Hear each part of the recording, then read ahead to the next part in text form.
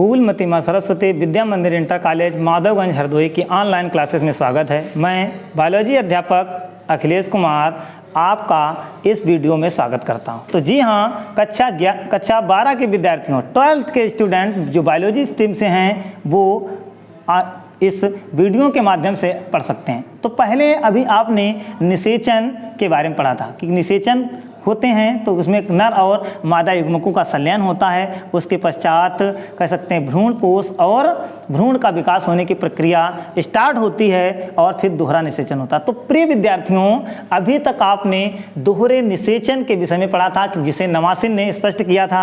आज आप बात करेंगे हम इस विषय में कि निषेचन पश्च घटनाएं और संरचनाएं, कि निषेचन के पश्चात कौन कौन सी घटनाएं होती हैं और कौन कौन सी संरचनाओं का निर्माण होता है।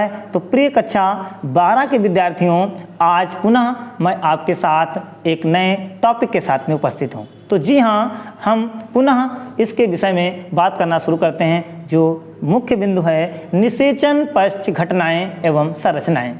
तो दोहरे निषेचन के पश्चात भ्रूण एवं भ्रूणपोष के विकास के घटनाक्रम में बीजांड के परिपक्व होकर बीज में तथा अंडाशय के परिपक्व होकर फल में बदलने की सभी घटनाओं को निषेचन पश्च घटनाओं के नाम से जाना जाता है। अर्थात कहने का मतलब यह है, जब परागकण का N और अंडाणु कोशिका का N और ध्रुवीय कोशिकाएं जो दो ध्रुवीय केंद्रक होते हैं उनके 2N 2 केंद्रक होते हैं, ये सभी जब आपस में जुड़ जाते हैं, डबल फ्यूजन और ट्रिपल फ्यूजन जब ये क्रियाएं हो जाती हैं तो उसके पश्चात बीजांड का बीज में विकास हो जाता है, परिवर्तन हो जाता है और अंडाशय का फल में परिवर्तन हो जाता है। तो इसमें अंडाशय में फल के अंडाशय के फल में बदलने और बीजांड के बीज में परिवर्तन होने की कितनी भी प्रक्रियाएं होती हैं, उनमें कौन कौन से बदलाव होते हैं और कौन कौन सी घटनाएं भाग लेती हैं, इन सभी घटनाओं को सम्मिलित रूप से निषेचन पश्च घटनाएं कहा जाता है। अब तो इसके अंतर्गत बनने वाली जो संरचनाएं होती हैं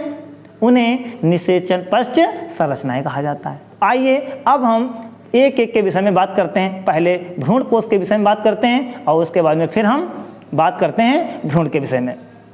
आइए देखें, तो भ्रूणपोष को अंग्रेजी में एंडोस्पर्म कहते हैं। तो प्राथमिक भ्रूणपोष कोशिका बार बार विभाजित होती है। भ्रूणपोष कोशिका क्या है? अर्थात कहने का मतलब यह है कि जब निषेचन होने के पश्चात कह सकते हैं कि 3N या त्रिगुणित जब कोशिका बनती है, त्रिगुणित का मतलब होता है कि 2 ध्रुवीय केंद्रक और एक आपका मेल युग्मक, जब वो निषेचन होता है तो निषेचन होने के पश्चात जो कोशिका बनती है उसे हम प्राथमिक भ्रूणपोष कोशिका कहते हैं। और वो प्राथमिक भ्रूणपोष कोशिका बार बार विभाजित होती है तथा एक त्रिगुणित भ्रूणपोष की संरचना बना देती है। सीधे अभी बताया था त्रिगुणित क्यों बनाती है, क्योंकि 2 ध्रुवीय केंद्रक और एक नर युग्मक मिलकर के जिसका निर्माण करते हैं वो होता है आपका त्रिगुणित भ्रूणपोष की कोशिका जो बनती है वो प्राथमिक भ्रूणपोष कोशिका होती है। अब इसमें ऊतकों की जो कोशिकाएं होती हैं वो भोज्य पदार्थों को संरक्षित करने का काम करती हैं। ये खाद्य सामग्री भ्रूण को पोषण प्रदान करती है। जब उसके अंदर भ्रूण का निर्माण हो जाता है, कहाँ से? N और N, मतलब एक यज्ञ सेल और एक दूसरी जो होती है नर युग्मक, तो N और 2N N मिलाकर 2N जो जाइगोट बनता है, युग्मनज बनता है, उसको पोषण प्रदान करने का काम करती हैं। तो सामान्य प्रकार के प्राथमिक भ्रूणपोष केंद्रक जो न्यूक्लियर डिवीजन से गुजरकर फ्री न्यूक्लियाई के रूप में उत्पन्न होता है। अर्थात कहने का मतलब यह है कि जब प्राथमिक भ्रूणपोष कोशिका में बार बार विभाजन होता है तो उसके विभाजन प्राथमिक भ्रूणपोष जो केंद्रक होता है वो कौन सा विभाजन करता है? न्यूक्लियर डिवीजन करता है। न्यूक्लियर मतलब उसका केंद्रक बार बार विभाजित होता है और बहुत अधिक संख्या में स्वतंत्र न्यूक्लियस का निर्माण कर देता है। ये भ्रूणपोष के विकास की अवस्था को फ्री न्यूक्लियर एंडोस्पर्म या मुक्त केंद्र की भ्रूणपोष कहते हैं। तो इस प्रकार के कह सकते हैं जो भ्रूणकोष बनते हैं या कह सकते हैं उसके अंदर स्वतंत्र मात्रा में या स्वतंत्र संख्या में न्यूक्लियस अर्थात केंद्रकों की संख्या बहुत ज़्यादा हो जाती है। तो इस प्रकार के जो बनता है कह सकते हैं कि भ्रूणकोष, उसे मुक्त केंद्र की भ्रूणकोष कहते हैं। अब देखते हैं कि आवृतबीजी पौधों में भ्रूणपोष के प्रकार कौन कौन से होते हैं। तो आवृतबीजी पौधों में मुख्य रूप से जो भ्रूणपोष होते हैं, जो एंडोस्पर्म होते हैं, वो 3 प्रकार के होते हैं। कौन कौन? केंद्रकीय भ्रूणपोष इसे न्यूक्लियर एंडोस्पर्म कहते हैं, कोशिकीय भ्रूणपोष सेलुलर एंडोस्पर्म कहते हैं, और थर्ड नंबर में होता हैलोबियल भ्रूणपोष। अब हम इन तीनों के टॉपिक के बारे में बात कर लेते हैं। पहला देखते हैं केंद्रकीय भ्रूणपोष। ये भ्रूणपोष में केंद्रकों की संख्या बहुत होती है, अर्थात ऐसा केंद्रकीय भ्रूणपोष जिसमें सेल तो केवल एक ही होती है लेकिन उसके अंदर केंद्रकों की संख्या बहुत होती है, और सभी केंद्रक जो होते हैं वो कहाँ होते हैं? एक ही कोशिका के अंदर उपस्थित पाए जाते हैं। इसी का दूसरा बिंदु है कोशिकीय भ्रूणपोष, अर्थात इस प्रकार के भ्रूणपोष में सभी विभाजित केंद्रक एक स्वतंत्र अपनी कोशिका का निर्माण कर लेते हैं। जैसे अभी आपने पढ़ा था कि एक प्राथमिक भ्रूणपोष कोशिका होती है, वो बार बार विभाजित होकर के स्वतंत्र न्यूक्लियस बनाती है। अगर स्वतंत्र हैं तो केंद्रकीय भ्रूणपोष बनेगा, और वही स्वतंत्र न्यूक्लियस अगर कुछ कोशिका द्रव्य ले करके अपनी एक स्वतंत्र अलग कोशिका का निर्माण कर लें, तो अर्थात जितने केंद्रक हैं उतनी ही कोशिकाएं उसके अंदर भ्रूणपोष में अगर बन जाती हैं, तो इस प्रकार के भ्रूणपोष को हम कोशिकीय भ्रूणपोष या सेलुलर एंडोस्पर्म कहते हैं। ठीक समझ में आ गया बेटा? तो तीसरा इसका बिंदु है हैलोबियल भ्रूणपोष। फिगर के माध्यम से बाद में देखेंगे। तो हैलोबियल भ्रूणपोष वे भ्रूणपोष होते हैं जो कोशिकीय भ्रूणपोष और केंद्रकीय भ्रूणपोष के बीच की स्थिति होती है। ठीक है बच्चों? तो इसमें होता क्या है कि इस प्रकार के भ्रूणपोष में केंद्रक जो बार बार बहुत अधिक संख्या में विभाजित होता है, और विभाजित होने के पश्चात उस पूरी एक कोशिका का सिर्फ एक पट्ट बनने के कारण दो भागों में विभाजन हो जाता है, अर्थात आधे केंद्रक एक ही कोशिका के आधे भाग में और आधे केंद्रक एक कोशिका के दूसरे भाग में पहुंच जाते हैं। अर्थात कहने का मतलब यह है कि केंद्र की भी है और कोशिकी भी है, कि दो कोशिकाएं मिल गई और केंद्रकों की संख्या बहुत ज़्यादा हो गई इसके अंदर। तो इस प्रकार के भ्रूणपोष को हम हैलोबियल भ्रूणपोष कहते हैं। अगला बात करते हैं एम्ब्रियो या भ्रूण के विषय में। देखें तो भ्रूण कोश के बीजांड द्वारी सिरे पर विकसित होता है। मतलब अभी चित्र के माध्यम से भी देखेंगे कि जब भ्रूण का विकास होता है तो आपने बीजांड पढ़ा होगा। बीजांड में जैसे माइक्रोपाइल होता है तो उसके अंड का अलग वाला चलाजा होता है। तो माइक्रोपाइल वाला जो भाग था जहाँ पर एक छिद्र जिसके माध्यम से परागनलिका अंदर की ओर प्रवेश करती थी, उस सिरे पर विकसित होता है कौन चीज़? भ्रूण विकसित होता है। क्यों? उसके अंदर विकसित होता है, जहाँ से परागनलिका गई थी वहीं से बाहर की ओर निकल आएगा भ्रूण बाहर की ओर। जब भ्रूण मूलांकुर बना करके मूलांकुर और परांकुर वहाँ से निकलेंगे तो अंकुरण की क्षमता उसके अंदर ज़्यादा हो जाएगी।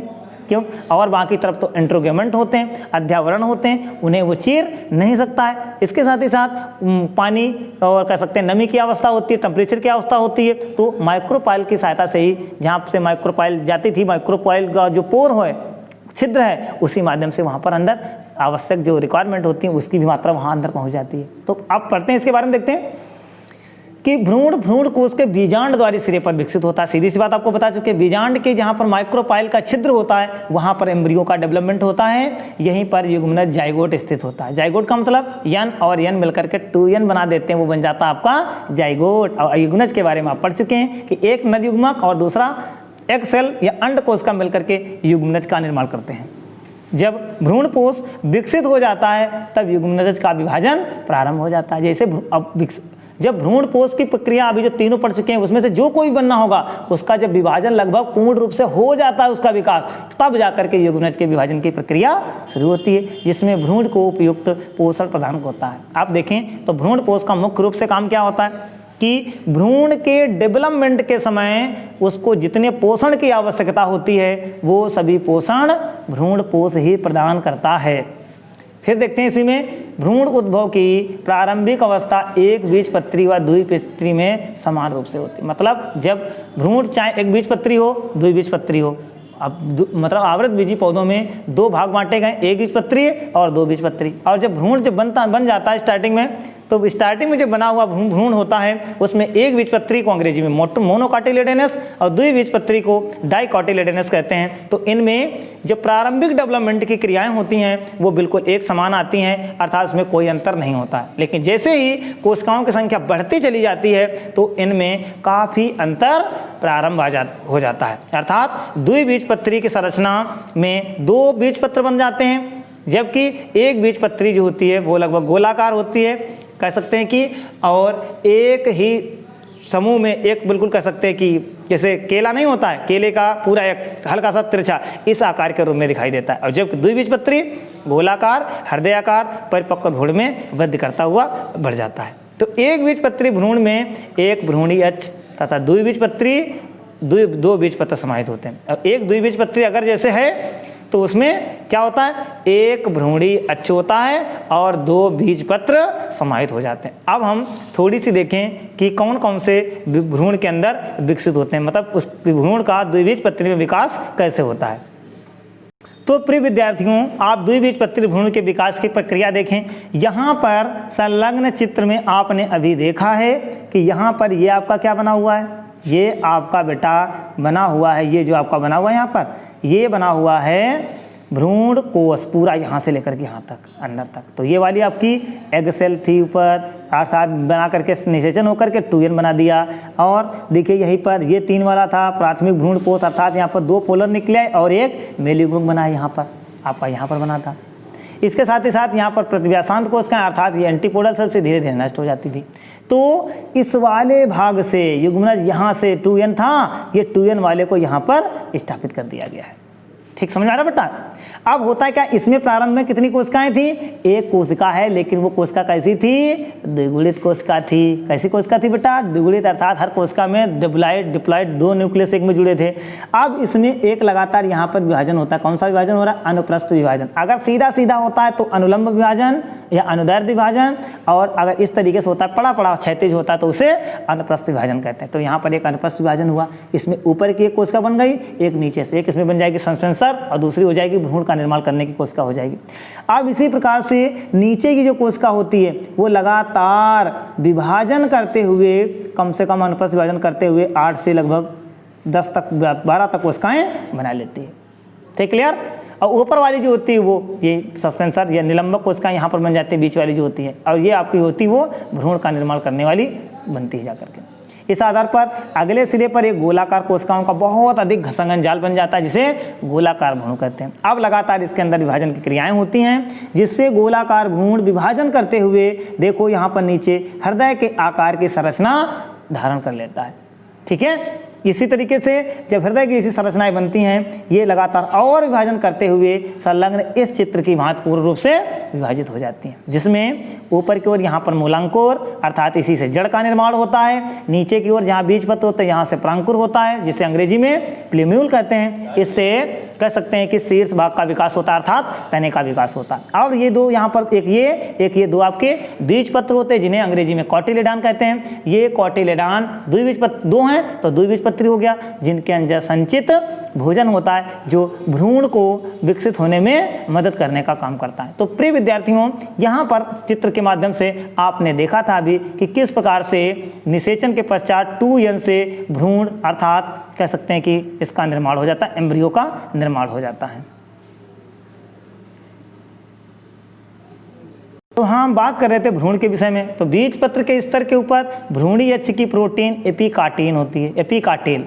अब याद रखिएगा, भ्रूण बीजपत्र के स्तर के ऊपर एक भ्रूणी अक्ष की प्रोटीन होती है जिसे एपिकाटील प्रोटीन कहते हैं, या बीजपत्रोपरिग होती है, जो प्रांकुर अर्थात प्लूम्यूल सिरे पर समाप्त हो जाती है। चित्र के माध्यम से आप देखिएगा, मूलांकुर के पास की बेलनाकार प्रोटीन मूल गोप या रूट कैप का निर्माण करती है, जो एक ढक्कन से ढकी रहती है, अर्थात सुरक्षित रहने का काम करती है। तो इस तरीके से आपने पढ़ा था अभी एम्ब्रियो या भ्रूण के विषय में। अब निषेचन के पश्चात कौन चीज़ बनती है, सीड बनता है, अर्थात बीज बनता है। अब हम बीज के विषय में बात करते हैं। देखें तो आवृत बीजी पौधों में निषेचन के पश्चात निषेचित बीजांड बीज के रूप में परिवर्तित हो जाता है, अर्थात निषेचन के पश्चात जो 2n होता है वो किस में बदलता है, बीज में बदलता है। 3n किस में बदलता है, भ्रूण पोष में बदल जाता है जाकर के। तो एक बीज में प्रायः भ्रूण बीज पत्र व बीजावरण पाया जाता है कि ये कौन सी कोई बीज है, उसमें क्या होगा, अंदर की ओर भ्रूण होता है, फिर उसमें बीज पत्र होते हैं। अगर द्विबीजपत्री है तो एक बीजपत्री है तो उसके अंदर वो भी होता है, और बीजावरण होता है अर्थात सीड कोट होता है, बीज के ऊपर एक कड़ा कड़ा सा कवर होता है, उसे बीजावरण कहा जाता है। तो भ्रूण के परिवर्धन के लिए बीज पत्रों में भोजन संचित होता है, उसका उपयोग करके भ्रूण को पोषण प्रदान कर दिया जाता है। सीधी सी बात, जैसा कि आप पहले ही पढ़ चुके हैं अभी। तो बीजांड का अध्यावरण बीज के ऊपर एक सख्त रक्षात्मक आवरण बन जाता है। सीधी सी बात है, बीजांड जो एंटोगोमेंट उसमें पड़े हुए थे, जैसा कि आपने बीजांड की संरचना में भी देखा था, वही सब मिलकर के क्या बनाते हैं, एक रक्षात्मक कवर बना देते हैं, जिसे बीजावरण के नाम से जाना जाता है। उसी संरचनात्मक आवरण एक जगह पर हल्का सा छिद्र के रूप में पाया जाता है, जो बीजांड द्वार के पास में पाया जाता है। इसी के माध्यम से अंकुरण होते समय भ्रूण को ऑक्सीजन तथा जल पहुंच जाते हैं वहीं पर। इसी बीज परिपक्व होता है, तब बीजों में जल की कमी होने लगती है और बीज शुष्क हो जाता है। इस अवस्था को प्रसुप्ति कहते हैं। कभी कभी क्वेश्चन पूछा जाता है डॉर्मेंसी या प्रसुप्ति क्या है, तो प्रसुप्ति बीज के शुष्क हो जाने पर उसमें अंकुरण की क्षमता नहीं पाई जाती है, अर्थात बीज सुप्त अवस्था में चला जाता है और इस अवस्था को डॉर्मेंसी कहते हैं या प्रसुप्ति कहते हैं। और यह प्रायः एब्सिसिक अम्ल के विकसित होने के कारण हो जाती है। जब उसको उचित ताप, नमी और वायु प्रदान होती है, उसी बीज को नमी प्रदान होती है, तब उसी प्रसुप्ति अवस्था समाप्त होती है, क्योंकि बीज के अंदर बना हुआ एब्सिसिक अम्ल का विघटन हो जाता है और पुनः बीज अंकुरण होने के लायक हो जाता है। तो इस प्रकार जैसे जैसे बीजांड परिपक्व होकर बीज बनते हैं, अंडाशय का एक फल के रूप में परिवर्तन हो जाता है और अंडाशय की भित्ति फल भित्ति में बदल जाती है, और ये जो फल भित्ति होती है वो गूदेदार या शुष्क हो सकती है। जैसा कि आप फलों के माध्यम से देखते हैं, कोई फल है जिसकी भित्ति अत्यधिक पतली और चटकदार होती है, और जब कुछ ऐसे होते हैं जिनकी भित्ति अत्यधिक गूदेदार होती है। इसके बाद में आप फल चैप्टर, जो फलों का वर्गीकरण है, उसके माध्यम से जानिए कि फलों के कितने प्रकार होते हैं और किस किस प्रकार से उनको विभाजित किया गया है। आप देखते हैं अंडाशय के फल में परिवर्तित होने से पुष्प के अंश अपहासित होकर समाप्त हो जाते हैं। कभी कभी पुष्प का पुष्पासन थैलमस भी अंडाशय फल का निर्माण कर देता है, तो ऐसे फल को आभासी फल या असत्य फल कहते हैं, जैसे सेब, नाशपाती। अर्थात कहने का मतलब ये है कि ओवरी जो अंडाशय होता है उसके नीचे का भाग अत्यधिक फूला हुआ दिखाई देता है, उसे हम थैलमस कह देते हैं या उसे पुष्पासन कह देते हैं। कैसे कभी कभी ऐसे पुष्प होते हैं जैसे सेब है, नाशपाती है, अंगूर हुए, कह सकते केला वगैरह हुए, तो इसमें निषेचन के बिना ही फलों का निर्माण हो जाता है, अर्थात वही थैलमस आकार में इतनी ज़्यादा वृद्धि कर लेता है कि वो पूरे फल का ही रूप धारण कर लेता है। तो इस प्रकार के फल को हम आभासी फल या असत्य फल कहते हैं। जब कुछ फल ऐसे होते हैं जिनमें निषेचन के बिना ही फल का निर्माण हो जाता है, ऐसे फलों को अनिषेक जनित फल कहते हैं, अर्थात अंग्रेजी में से पार्थेनोजेनेसिस कहते हैं। अर्थात ऐसे बीज जिनमें निषेचन के बिना ही फलों का निर्माण हो जाता है, ऐसे फलों को हम अनिषेचित फल कह देते हैं तथा यह घटना अनिषेक जनन कहलाती है। आपको बता दूं, अनिषेक जनित फलों को पहचानने की सबसे बड़ी ये विशेषता है कि ये फल ऐसे होते हैं जिनमें बीजों का निर्माण नहीं होता है, अर्थात अनिषेक जनन के द्वारा बने हुए फल बीज रहित होते हैं, अर्थात इसमें फल के अंदर सीड या बीज नहीं होते हैं।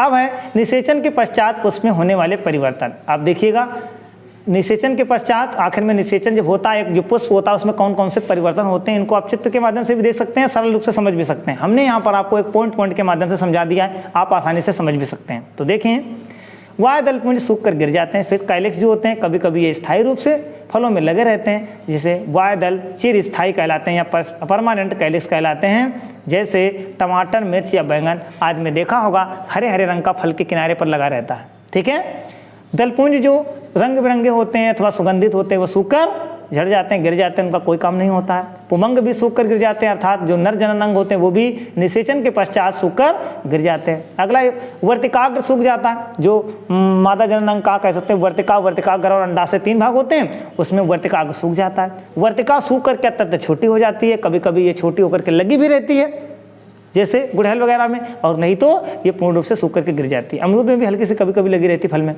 अंडाशय फल में बदलता है और अंडाशय भित्ति फल भित्ति में बदल जाती है, बिल्कुल सही बात है। बीजांड बीज में व बीजांड आवरण बीजावरण में परिवर्तित हो जाता है। पर जो प्रतिमुख कोशिकाएं होती हैं, एंटीपोडल सेल्स होती हैं, वो नष्ट हो जाती हैं। शायद अभी तक एंटीपोडल सेल्स का कार्य वैज्ञानिकों को ज्ञात नहीं हो सका है। फिर है सहायक कोशिकाएं भी नष्ट हो जाती हैं। नेक्स्ट है अंड कोशिका युग्मनज, अर्थात जो एक सेल थी, एक नर युग्मक के साथ में मिलकर के युग्मनज का निर्माण कर देती है। बाद में भ्रूण का निर्माण होता है, अर्थात जब भ्रूण का निर्माण होता है तो युग्मनज 2n जो जाइगोट होता है उसी से एम्ब्रियो का निर्माण होता है। और 10वें नंबर पर ध्रुवी के अंदर जो त्रियन थे 2n, दो ध्रुवीय केंद्रक 2n और एक नर युग्मक मिलकर के क्या बनाते हैं, ट्रिपल फ्यूजन द्वारा 3n त्रिगुणित संरचना बनाते हैं, जिससे भ्रूणपोष का निर्माण होता है और यह भ्रूणपोष भ्रूण को भोजन प्रदान करता है, पोषण प्रदान करने का काम करता है। अब इसके बाद में दो टॉपिक आपके और बचे हुए हैं, असंग जनन एपोमिक्सिस और दूसरा आपका दिया गया है बहुभ्रूणता। इसके बारे में थोड़ा सा एक एक लाइन के बारे में एक लाइन के बारे में बात कर लेते हैं। देखें, असंग जनन क्या होता है, घास कुल के पौधों में बिना निषेचन के ही बीजों का निर्माण कर लिया जाता है, इसे असंग जनन कहते हैं। और इस घटना जो होती है वह दो प्रकार से हो सकती है। पहला नंबर देखते हैं कि द्विगुणित कोशिका का निर्माण बिना ही अर्धसूत्री विभाजन के ही होता है, जो बिना निषेचन के ही भ्रूण में विकसित हो जाता है। तो पहला असंग जनन क्या होता है, असंग जनन की विधि क्या है कि कोई द्विगुणित कोशिका का निर्माण होता है लेकिन अर्धसूत्री विभाजन के बिना ही। तो और जब इस प्रकार से होता है तो बिना निषेचन के ही भ्रूण का निर्माण हो जाता है, क्योंकि अर्धसूत्री विभाजन होता नहीं, बंटवारा होता नहीं है और निषेचन जब हो ही नहीं पाता है। और जब क्यों बंटवारा नहीं हुआ, युग्मक बने नहीं, तो निषेचन होगा नहीं, लेकिन फिर भी फल का निर्माण हो जाता है। तो इस प्रकार के निषेचन को हम असंग जनन कहते हैं, या घटना को हम या विभाजन को असंग जनन कहते हैं। और दूसरी घटना इस असंग जनन किस तरीके से हो सकती है कि कुछ किस्मों में भ्रूणपोष के आसपास के कुछ बीजांड कायिक कोशिकाएं, जो कायिक कोशिकाएं होती हैं, विभाजित होने लगती हैं और भ्रूण का रूप ले लेते हैं। वो खुद दूसरी मतलब निषेचन के अलग होकर के कुछ आसपास की कायिक कोशिकाएं, जिनका कह सकते हैं निषेचन में कोई योगदान नहीं होता है, वो कोशिकाएं आपस में कह सकते हैं कि विभाजित होने लगती हैं और भ्रूण का रूप धारण कर लेती हैं। तो इस प्रकार की दो घटनाएं हैं जो असंग जनन के अंतर्गत आती हैं, अर्थात इन दोनों घटनाओं के माध्यम से बिना निषेचन के ही फल का निर्माण हो जाता है। अब देख लेते हैं बहुभ्रूणता पॉलीएम्ब्रियोनी। बहु माने बहुत, भ्रूणता माने भ्रूण, अर्थात एक बीज में भ्रूण की संख्या जब 2 से अधिक हो जाती है तो इस घटना को हम बहुभ्रूणता कहते हैं। देखो लिखा भी है, एक ही बीज में अधिक भ्रूणों की उपस्थिति बहुभ्रूणता कहलाती है। सर्वप्रथम एंटोनी वान ल्यूवेनहॉक एक वैज्ञानिक थे जिन्होंने संतरे में बहुभ्रूणता की खोज की थी। तो इस प्रकार से कक्षा 12 के विद्यार्थियों, आपने अभी आज पढ़ा था भ्रूणपोष, बीज और पुष्प में निषेचन के पश्चात होने वाले परिवर्तनों को आपने पढ़ा है। तो इस प्रकार से आपका पहला चैप्टर जो था वो आज समाप्त हो गया है। अब हम अगले चैप्टर के साथ में अगले दिन मिलते हैं। तब तक प्रिय विद्यार्थियों, आप पहले चैप्टर के जितने भी नोट्स थे उन नोट्स को यथास्थान बनाते रहिए और उन्हें अच्छी तरीके से कंठस्थ भी करते रहिए, उसके बारे में समझते और पढ़ते भी रहिएगा। अब देखते हैं कि इसके एक चैप्टर के विषय में एक लाइव क्लास का वीडियो आपको समझने के लिए, केवल आपकी अंडरस्टैंडिंग के लिए आपको किसी भी समय मिल सकता है। तब तक आप इसे अच्छी तरीके से पढ़ते रहिए। Thank you.